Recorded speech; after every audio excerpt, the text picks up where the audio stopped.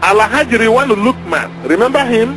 The man who was Minister of Petroleum for a lifetime of most people in the Niger Delta, and who has now been named the chairman of the Power Sector Reform Committee by Umaru Yar'Adua, stated that the government needs $85 billion.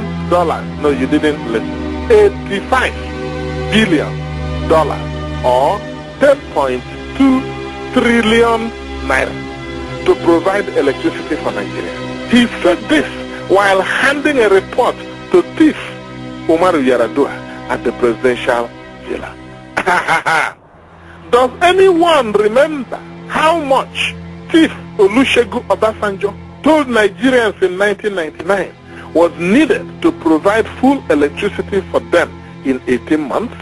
Now you know how Lukman and the other members of the House of Fulani Yoruba oligarchy and the Sokoto Caliphate are going to share the money derived from the sale of oil and gas from your land in the Niger Delta. If you think that Abuja, Kano, Kaduna, Sokoto, Maiduguri, Mina are beautiful, wait until after another 8 years and you will see something else. If you think that Enugu, Aba, Umuahia, Owerri, Onitsha, Awka, Abakaliki, Yenagoa, Calabar, Egema, Ikope, Bene, Warri, Sapele, Bini are horrible, wait another 8 years and tell us what you see. Lukman and his fellow robbers from northern and western Nigeria have been looting your money, and you sit there and pray for God to come down from heaven to save you. Keep waiting and praying instead of fighting for your freedom, instead of shouting clearly that this is your father's land, this is your land, and that you must exercise 100% control over your land. Chief Sisi Ono, former governor of Anambra State, stated that Igbo elites are always used as tools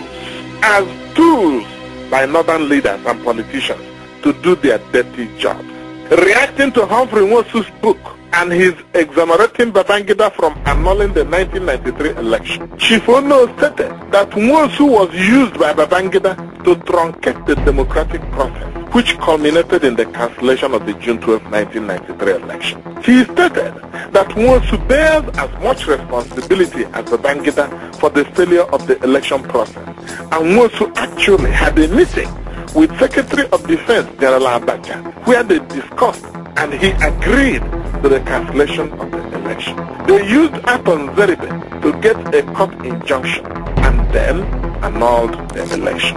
Chief Ono, who has been detained more than 10 times since the end of the war by Satan Nigeria, stated that the Igbo elite are making fools of themselves by being always willing to pander to the wishes of the northern oligarchy.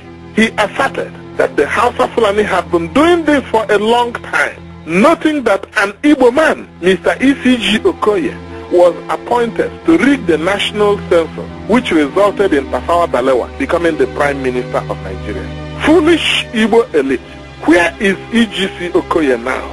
And where is the stupid money and position for which he sold his Igbo people? The same thing has been going on since.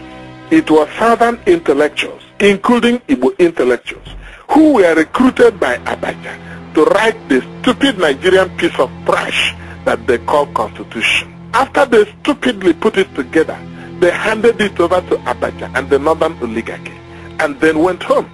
Then the northern oligarchy changed all the things they wanted to preserve the domination of the country, and then refused to let anyone see it until they put Goat Obasanjo in as president, and then released the trash which fools today call the Nigerian Constitution. All these elite who sell out for little money and position must realize that every single time they make a fool of themselves, they ultimately hurt themselves, their children, their families, their communities, and the entire 40 million Igbo nation. We thank Chief Ono for saying the truth and pray that God will bless him for his courage.